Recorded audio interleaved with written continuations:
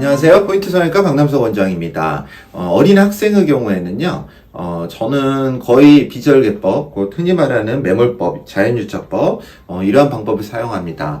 실제로 20, 30대, 심지어 40대까지도 저는 자연유착법을 사용하는 경우가 많습니다. 이제 재수술의 경우는 어쩔 수가 없습니다. 이미 조직이 다 굳어져 있고, 기존 수술을 전부 다시 리셋을 시켜야 되기 때문에, 대개의 경우 라인을 높이는 재수술이 아닌 이상은, 라인을 낮추거나 혹은 눈매를 손대야 되거나 여러 조작을 가하기 위해서는 절개로 재수술을 할 수밖에 없습니다. 하지만 처음 수술은 가급적 비침습적이고 조직의 손상을 가장 최소화할 수 있는 자연유착법을 사용합니다. 사실 자연유착법이란 말에는 좀 어폐가 있습니다. 모든 수술에는 자연적으로 유착이 일어나게 됩니다. 그런데 이제 마치 매몰법을 어느 선생님이 사용하셨는지 모르겠지만 굉장히 이제 잘 그냥 편하게 어떤 절개 없이 그런 유착만으로 라인이 만들어진다는 의도하에 그런 명칭을 만드신 것 같습니다. 그리고 일반적인 이제 의료 용어는 아니고요. 그냥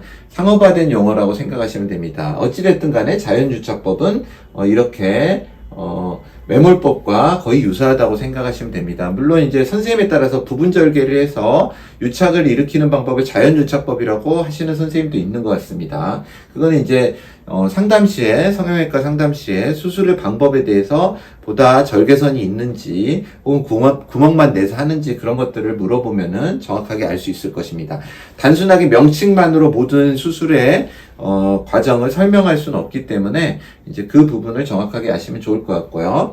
또 어린 10대부터 뭐 3, 40대까지는 피부가 많이 늘어짐이 없고 풀릴 가능성이 굉장히 높지 않은 이상, 사실 풀릴 가능성이 높더라도 저는 자연유착법으로 하는 경우가 많습니다. 매몰법으로 풀리면은 다시 잡으면 됩니다. 하지만 풀릴 거에 두려워하는 나머지 조직 손상을 유발하는 절개법을 하는 거는 선택의 문제일 수도 있지만 제 경우는 가급적 손상을 줄이는 방법으로 수술을 하는 거를 원칙이라고 생각합니다. 그래서 이 환자분의 경우도 지금 자연유착법으로 아직 학생인데요. 수술을 했고 수술 직후 모습입니다. 수술방에서 수술을 하고 바로 나와서 제 상담실에서 진료실에서 사진을 찍었습니다. 수술의 모습을 보면 쌍꺼풀이 형성이 되었고요. 매몰만으로 했기 때문에 크게 약간의 부기는 있습니다. 부기와 멍이 있죠. 푸르스름하게. 하지만은 훨씬 빠른 회복을 보일 수 있고요.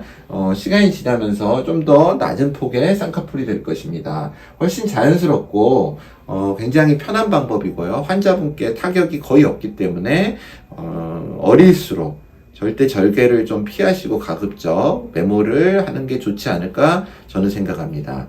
여러분의 좋아요, 구독, 알람 설정을 꼭 부탁드리겠습니다. 감사합니다. 포인트 성형외과 박남석 원장이었습니다.